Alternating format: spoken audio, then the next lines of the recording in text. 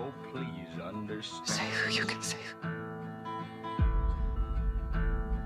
Hello everybody and welcome back to another episode of Nerd Soup. I am Beau Oliver, joined here today with Aaron the Nerd Soup Monkey, and we are back to review The Last of Us Episode 6, Kin, directed by Jasmila Zabanik and written by Craig Mazin. This was a fun episode for me because of how close it was to the games, but also some things that they expanded on, and I feels like I'm repeating that sentiment every week, but they keep doing a good job of it, and I thought it was a solid placeholder episode. It's a fresh start after the first half of the season, even though it is 9 episodes, but that episode 5 definitely felt like that we're over the hump here. But like I said, I enjoyed it. A lot of emotional scenes between characters being reintroduced to each other with Joel and Tommy, and then new relationships that form, where we got some pretty powerful scenes, at least I thought. But Aaron, what did you think about today's episode? No, I thought it was another good episode. I think a lot of these, like you said, after last week's episode, kind of that little reset, and we got a 3-month time jump here, but you could tell that there are things between Joel and Ellie that really come into fruition this episode. Little things that they've been hinting at and things that audience members can pick up on through their interactions as their relationship grows. And here it kind of hits, all these different points where you have them have that very emotional scene in Ellie's room, but by the end you realize, they're in this together. And obviously we've seen Joel's reluctance in some of these parts, but I think definitely by last episode, but even before, you saw him start to warm up, but now you really get the full extent to how he views Ellie, and I thought they really tied that in together very nice. Yeah, he just gets such a kick out of Ellie, I think, at this point, where at first it was like, why are you lost? Must have missed all the street signs in the enormous fucking forest. Holy. why is this annoying little kid always cursing at me? And now it's ha ha ha, this annoying little kid is always cursing at everyone. Like when they're sitting down for the little dinner that they have with Tommy and his fiance, with Tommy and his wife, and she's just... Actually, I don't think I've ever had a proper meal. This is fucking amazing. Sorry.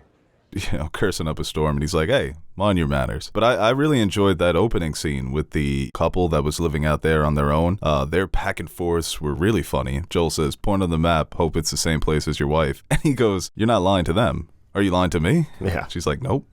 So that back and forth was fun. And the way they set up Tommy's encampment, because we knew what was coming, but I think the build-up for people who didn't know probably thought, this is a cult, this is a group of raiders, this is super dangerous, the river of death, they can't go over there. And then it's just fucking Tommy and a bunch of Christmas trees. No, even when the dog was out, and I'm like, what's going to happen here? Oh, dude, I was scared about that. Yeah. That made me tense up a bit. Definitely, and obviously... Stupid dog. Clearly, she's infected.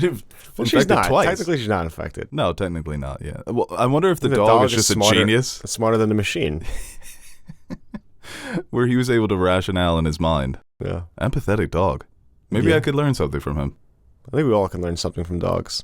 But right off the bat, the scenery was just beautiful. That winter landscape in the mountains, I thought looked really impressive on screen. Oh yeah, it did. Love a good snowy setting. Yeah, just aesthetically, it just plays so well. And I was excited for that. And I saw that in a preview, so I was kind of excited with some of the shots. And yeah, with the mountains in the background and them walking on their travels, it just looked beautiful. But that was another thing where I knew it was coming, but that confrontation with the group was scary. And it wasn't just the dog, but it was their attitudes and their demeanors. These are tough people, they've been out here surviving. Yeah, and we saw Joel a little bit earlier in the episode, grab looks like he's having some issues. Some panic attacks almost. So we learn later, it's his anxiety induced because of his fear of losing Ellie. And, you kind of get the sense that he's a little worn down by this point. I think I made the joke on it, he's getting off pretty well compared to his game counterparts so far, but you see the toll is more emotional than physical up until this point. Yeah, that is an interesting change because we've joked about it in the game. He has superhuman hearing, but here he's struggling with his hearing. And now he's having these issues where if it's PTSD, these panic attacks because of that relationship he's forming with Ellie. And on multiple occasions, he's reminded of his daughter when they're in the encampment and she sees the mother and the daughter walking. Craig Mazin said it. It is obvious that he's envisioning what could have been. And also there at the end when he wakes up and he's having those visions of his daughter. And of course, there's so many similarities to draw between Ellie and Sarah. Similar demeanors, similar attitudes. So you just can't help it in a situation like this. You spent so much time with her. She's proven to be capable of handling herself, but she still needs that guidance. So it's the perfect opportunity to be the dad who stepped up.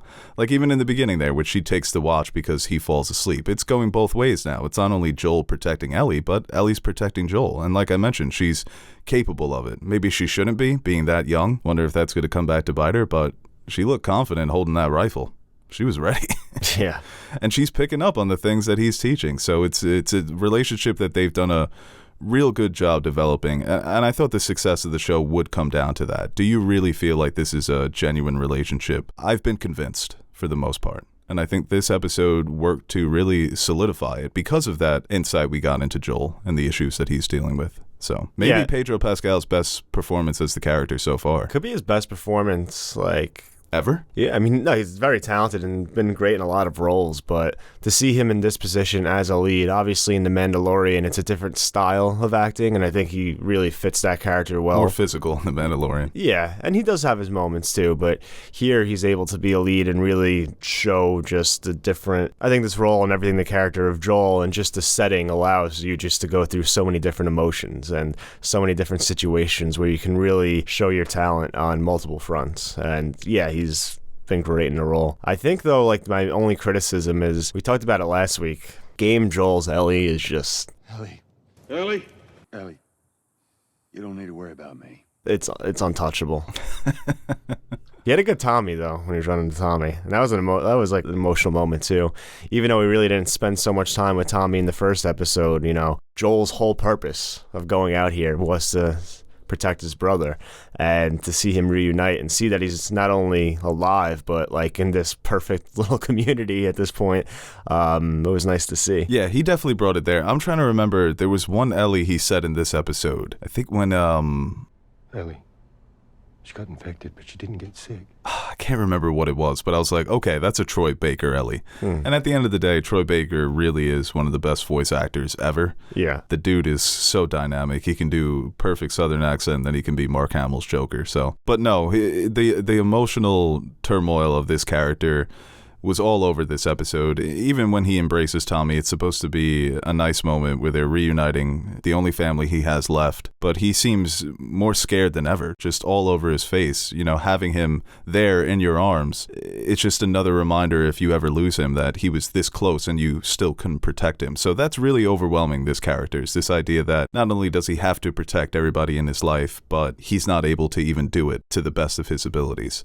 And that was an interesting part of the episode, you know, the conversations that Maria had with Ellie about Joel's, and we talked about this on the last review, that he feels this responsibility to protect people, but he's really just leading them into more danger, into being, I don't want to say the worst versions of themselves, but when you hear the stories about what Joel and Tommy were doing, from the outside looking in, they weren't good guys, if you want to put it that simply. I don't know if you ever could, especially in a world like this, but it looks like Joel has these tendencies towards being violent and being in these very precarious and dangerous situations. And it looks like he's starting to realize that as well. That's why he tries to push Ellie off on Tommy. So all of that stuff was just super fascinating on an emotional level and a psychological level as well. Well, that's why, like, the beginning scene, the opening scene, I think, you know, you could maybe be able to dive a little bit deeper into that, just the way Joel is presenting himself and the situation, where I feel like that couple never felt they were in danger, and I never felt they were in danger. I think that goes to show, especially when they keep hammering the point of, you know, what Joel and Tommy had to do and how they were ruthless, like how he has changed and maybe how Ellie has changed him. You know, maybe he's not as aggressive, and maybe that goes into his decision later about not having to protect, not being able to protect Ellie. Like maybe he notices a shift where in this world, to do what you got to do, you need some of that old Joel. Maybe he's just not that guy anymore. Right, yeah, that is a good point about the couple in the beginning, because it shows Joel that you don't need to do those things in order to be protected. You know, even the stuff that he was doing in the QZ zone with Tess, you know, that was putting him in tough spots as well. So he sees this couple, they're just staying out of everybody's business, they're safe. And it's the same thing with Tommy. The most protected he's ever been is living a domesticated life in this commune. So I think Tommy has a line where he says something to the effect of, there's different ways to stay safe. It doesn't always have to involve fighting. We survived the only way we knew how. But there were other ways. So maybe, yeah, possibly he could have a similar thing with Ellie. But then it's also him feeling that he may not be able to to save Ellie, to take care of her. So if you grow close, it's just going to make that loss 10 times harder. I love the town they were into. I don't know, we've seen in the game like different settlements and things like that, and it's always cool just to see how other people are operating, especially everything we've seen up until this point being the QZ zone, and Kansas City was just a complete dumpster fire. Here to see that people are able to take a little slice of paradise. During all this chaos. It was nice to see. No, but I remember in the game, maybe it wasn't this far along, the settlement, but it felt like such a relief after everything you've experienced up until that point. And I think it felt the same in the show, especially with all the amenities that they had, where they had the kitchen, good cooked meal. I wanted to leave the next morning. Like, Joel, take your shoes off. Right, rent a room. Hang out for like a week. You know what was a funny back and forth, dude? When Joel put it together that they're basically communists. Yeah. And he starts like rubbing it in Tommy's face. So, communism. Nah, it ain't like that. These two southern boys like, look, you're a communist. She's like, no, that's exactly what this is. We're a commune. And Tommy had to go throw away his Bush Cheney shirt that he had from 2003. Put on the Gore Lieberman shirt. Yeah. That's the one you have to wear there. I'm surprised. Everyone should be lazy and not working, but that's neither here nor there. No, the setup was really fun. Like you mentioned, just kick back, put your feet up, enjoy the hot meals, enjoy the movie. I think the movie they were watching was called The Goodbye Girl, and it's about a single mother raising her 10-year-old daughter, so some similarities there to be drawn. They don't have Star Wars? No, yeah, I guess not, no. I guess you have to just make do with whatever VHS you have, so whatever got saved. The Last of Us, but it's just terrible movies. So they say, like, in the beginning of the show, Tommy hasn't, like, talked to Joel in a few weeks, right? Yes. How long have they been traveling for? The 3-month jump, maybe you assume. I'm just saying, he moved quick. Got married, got a kid on the way. Because he says they found him, and they took him in, and he had to abide by their rules, which I assume is why he stopped texting Joel. Not radioing Joel. Radioing him, yeah. He stopped hopping on the Discord server. Yeah. Mom says I can't play with you anymore. My wife said I can't play, sorry. So he's married with a kid on the way. I guess in this world. Yeah, dude, 3 months. Yeah. You get scooped up, you fall in love. Yeah, what's there to wait for? Like, we have to see if we can live together. You got to make do. This is make do society. You got to move in together before. But I thought the character Maria, it's a similar sentiment that she has in the game, where Joel shows up and she's like, what the hell are you doing here? You're here to ruin my life, take away my Tommy. And they expanded on that in the show.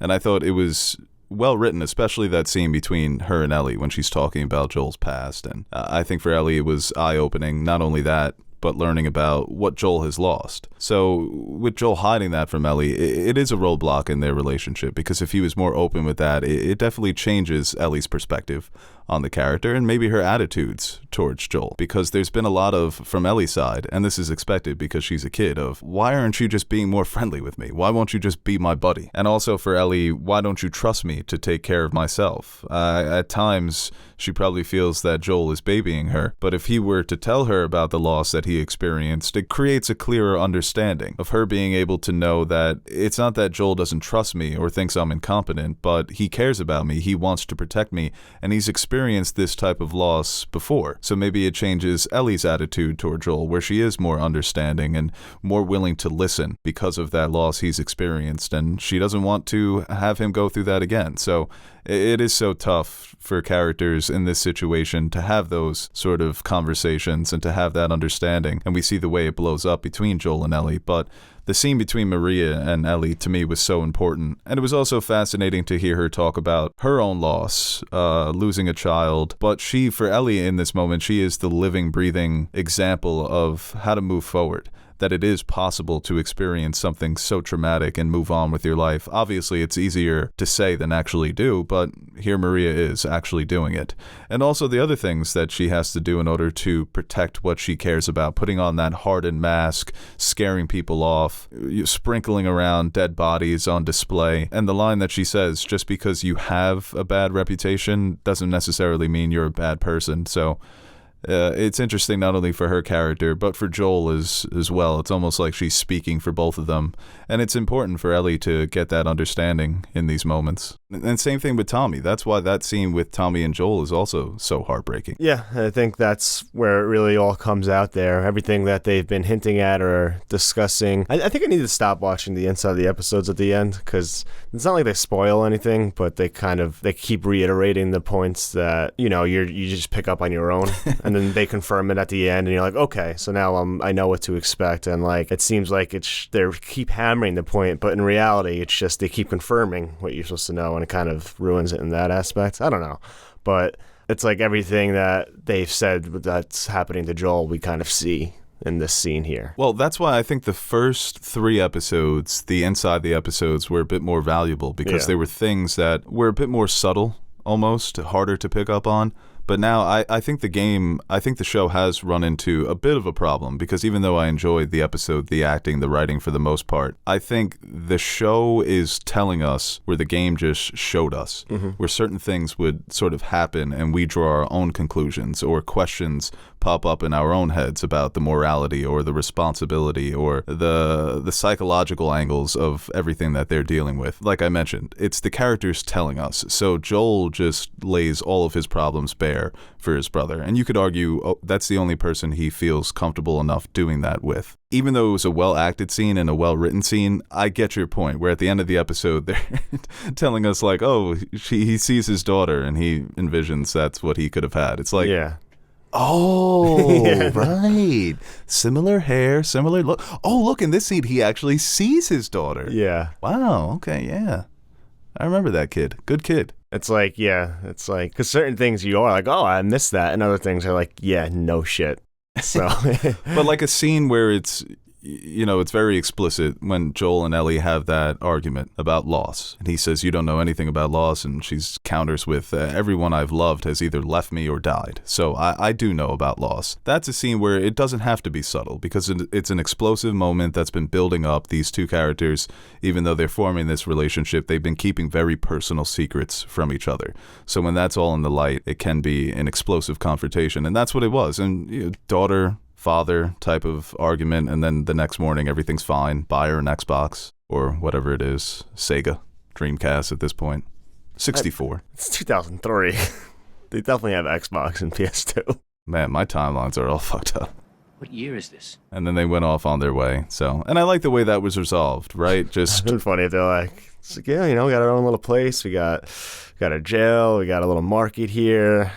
Here's an iPad. Here's an iPad. My buddy Steve Jobs gave me one of these before the outbreak. And like I said, I love the way it was resolved, where Ellie says, you don't have to come. And he's like, which way are we going? Got that new future. Point me in the... All right, guys, before we finish this episode, I want to give a quick shout out to today's sponsor, Smile Brilliant. Hey, look, I'm a floating head.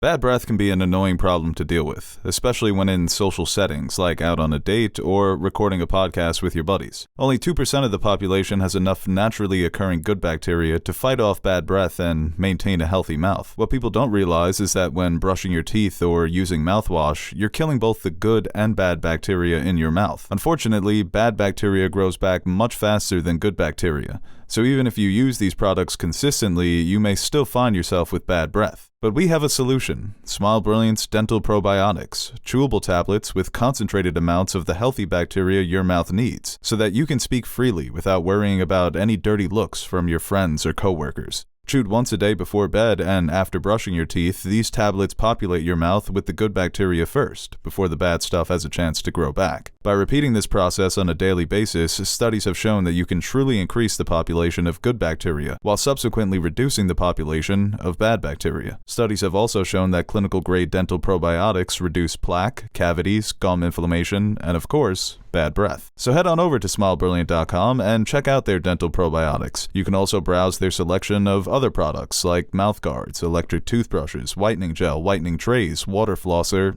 and more. Plus, you will receive 20% off your order when you use promo code NERDSOUP at checkout. So don't wait. Head on over to their website, choose the products that are right for you, and take care of your teeth. Yeah, but in that moment with Tommy, it was like he was really good in that moment. And yeah, like I said, a lot of the things that have been building up really come out there. Maybe I was a little more surprised with Joel feeling that, like, you know, physically he can't protect Ellie. I thought it was more... And I think it is. It's everything, I guess, tying together right here, because we saw with the little chest pains he was having, it's more of an anxiety and kind of his need to protect and almost self-induced. He's now doubting himself and his ability to protect Ellie. And that just shows just the connection that they have developed up until this point, that he's finally found someone again that he fears losing. Yeah, and I think for Joel, it will be a reset for the character. He looked more refreshed, even though he was stabbed at the end of the episode. Like, he was ready to be violent again. It was like, yeah. Looks like $1 million. Literally, the life is leaving his. But he seemed like his posture was straightening up. Like, if we're gonna do this, then let me muster up. Let me summons it, as they say for sports, right? No, yeah. He's an old vet, but when he's in the stable, he looks good. And those moments they have, that little montage of them bonding and furthering their connection right, in a way he hits where a shot. Where Joel is letting, like, we haven't seen him really let his guard down and kind of be himself, you know, explaining the rules of football, which I thought was pretty funny. It is a confusing game when you think about it. No, it is a very stupid game when you think about it, and I think Ellie nailed it there. So you're just moving forward. He's like, yes. Well, but Joel's violently. memory of football, 03, he's like, oh yeah, violent sport. You know, this is before they protected the quarterbacks and called every little thing a penalty. Back when football was football. Joel's seen it on a roughing the passer because a D lineman put his weight on the quarterback. He would be disgusted. But see, this is my tiny issue with Joel's character. I think the show, sometimes it's making too much of an attempt to be seen as prestige TV. So we have to give Joel these complicated emotional layers, which I think are there in the game, but once again, I don't think they tell you so explicitly. It's more so through the actions and through his reactions to certain situations and the situations that he's placed in. But through gameplay, there's so many more opportunities and so much more time to do that, where I get them taking, you know, multiple aspects from the game and his development and kind of putting it into one or two scenes, you know. In the game, you can pick up on things just by little conversations they have while you're trying to get Ellie on a raft to get her across the river because she can't swim. In those moments, the back and forth, while not maybe super significant to the story, I think does wonders for their personal relationships. So, right. Well, I'm not even talking dialogue. I'm just talking situational, because I think some of it is getting to the point where I'm asking myself, where are the zombies? Where are the raiders? Where is some of the violence? And I know they wanted to scale that back, but I do think that it was scaled back in favor of wearing that prestige mask and trying to make these characters, like I mentioned, more multi-layered, and more importantly for them, for the writers, the showrunners, more sympathetic. But I think that sympathy, and I think it's the same thing that House of the Dragon did, where instead of just letting the material speak for itself, the writers feel the need to speak for it. For example, in House of the Dragon, I felt there were one too many scenes of them telling us, man, isn't it tough to be me in this world? Doesn't it really suck? Instead of just letting the audience come to that conclusion on their own. I think it's a similar problem that The Last of Us is having, where we would be sympathetic towards these characters even if they weren't trying to make us sympathetic. It's naturally going to happen. So sometimes when you're doing an adaptation, you got to be a little bit more confident in the material and a bit more confident in your audience that they're going to be able to pick up what you're putting down without it being so obvious. It's not a major criticism, because I think for the most part, I really enjoyed this episode, and it happens to be just very smartly written from a dialogue standpoint and very well acted. But I do wonder if there was another approach that they could have taken to get those points and get those themes across. Because, once again, I wasn't anticipating that the dam was going to be raided, but it would be nice to see these characters struggle a little more. And even though we did have those, it seems like they're replacing the little struggles, the little intense moments, with big cinematic moments. Yeah. So I loved what happened at the end of episode 5, I guess. But because it's so big, it does make it less personal. So just a little jolt event. Oh my god, a clicker. Oh my god, a raider. Yeah, I mean, the threat has been very isolated in terms of when they come across. Because at times it feels like they're just chilling. Like they're just on a big road trip, you know, beautiful scenery and sets, that's something I do love. You know, just because it's an apocalyptic show, it doesn't always have to look disgusting. Yeah. It feels like the threat has been blunted a little bit. It's definitely talked about more than shown. Yeah. And it was also fun to see the university, one of my favorite maps on the multiplayer, and certain shots from this sequence were ripped straight from the games. So the settings have been so great throughout these first 6 episodes. And the monkeys were there. Those fucking pesky-ass monkeys, same thing. They scare the shit out of you, think somebody's in the building, and it's just the goddamn little critters. So all that was fun. And the talk about the vaccine in this episode was very interesting. This idea that maybe it won't work, right? And Joel says to Ellie, well, we're a bit too far in the journey to be having doubts. But he reassures her that no, they're going to do some science stuff and everyone's going to be all right. So you have to believe. It's tough to hold on to your faith in this world, but now is not the time for doubts. And I think for Ellie, it's creeping in that what she wasn't able to do for Sam, it's never going to be that simple, obviously, but she's starting to harbor some of that guilt and some of that responsibility, not just for the people that she knows, but for people who she doesn't even know. The emotional weight of this journey is definitely building more so on Ellie's shoulders. It feels like it's transferring from Joel to Ellie. Yeah. So there's an anxiousness there when they get to the university to find the Fireflies, to find something. Yeah, there's a lot of doubt, What if they show up and it's Johnson & Johnson? Oh no, we're screwed. All this for nothing. No, and I talked about it a little bit last, like Ellie, what she did for Sam. It's obviously, she's been told that there's something special about her and doing what she can to help. But also, I think part of her was just trying to be there for Sam, staying the night. Like she tells Joel that she knew he was infected and kind of, especially what happened to her. I think it's hard for her to not give someone the benefit of the doubt. We've seen so many times, and it's been told to us that anyone sees those scars on Ellie, they're shooting, not asking any questions. If that dog starts barking at her, it's ripping her to shreds, not knowing her situation. Dude, even Tommy was hesitant at first. His first instinct is to look to the door. Seriously, yeah. He gets told, and he looks over like, you got an infected in the movie theater? Cocked his gun, he's ready to go. But yeah, better wash your hands. And obviously Ellie, being in her situation, knowing what she's capable, maybe gives the benefit of the doubt to other people that have that situation, because you never know. She doesn't hold herself as like a chosen one or special or better than anybody else because of her situation. It's just what it is at this point. And you start to see Joel actually express that he's more aligned with Tess now from the beginning, where Tess was optimistic and really understood the severity or the importance of the situation and to get Ellie there, where Joel's a little more skeptical, and here he's kind of taken on the role of, no, this needs to happen. Right, yeah, it is taking on that fatherly role of telling your child it's all going to be okay, even if you are unsure. It's about reassuring Ellie, continuing on with this journey, because if you do have doubt gets you killed in a journey like this. Even when you don't have doubt, you can get fucking stabbed without even noticing it. And that's what happens to Joel at the end of this episode. Aren't you supposed to leave the knife in?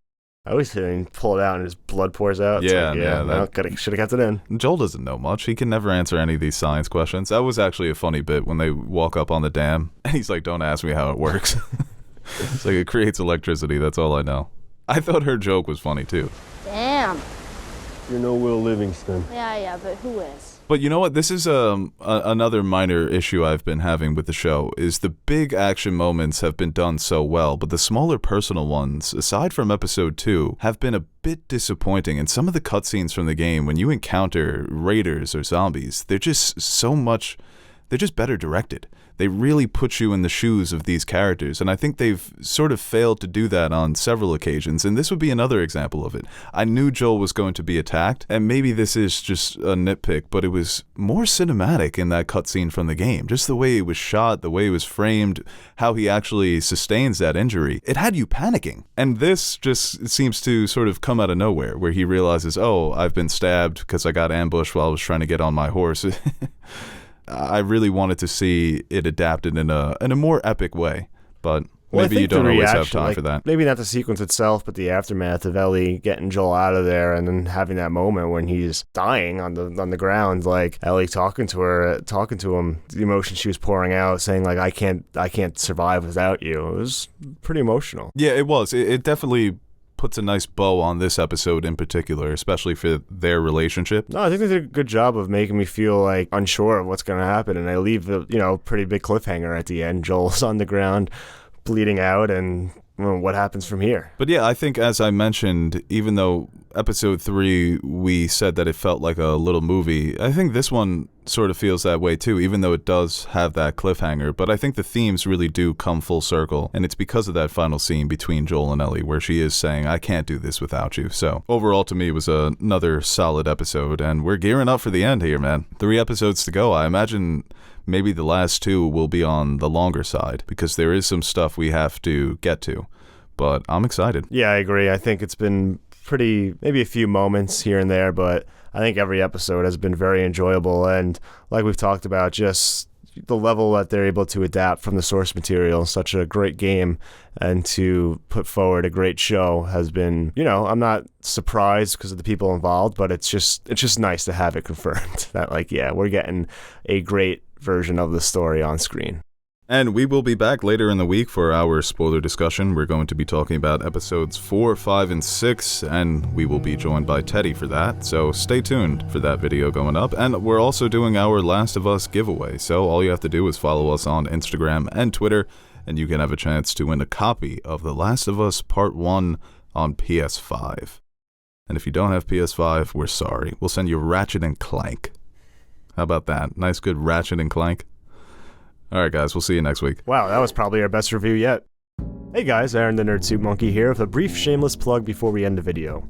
Do you ever feel like you don't have an adequate amount of nerd soup in your life? Like you're going to bed hungry and yearning for the nonsensical yet entertaining nutrients our podcasts provide? Well, we've come up with the perfect solution. The Nerd Soup Fan Question Podcasts, exclusively available to our Patreon supporters. You can sign up now by visiting patreon.com/nerdsoup, and for the price of only $1 per month, you'll receive exclusive access to our weekly podcast, where we answer your questions that don't make it to the main show. And while you're there, you can check out the other rewards we offer to our patrons, like stickers, mugs, t-shirts, behind-the-scenes footage, and appearing in the credits at the end of our videos. And that's exactly what we're going to do right now. Roll the names of the nerds who make Nerd Soup possible. The reason why the crypto crash didn't send our lives spiraling down a black hole of no return. Alright, I'll stop talking so you can listen to this jazzy-ass music while checking if Beau spelt your name wrong in the credits.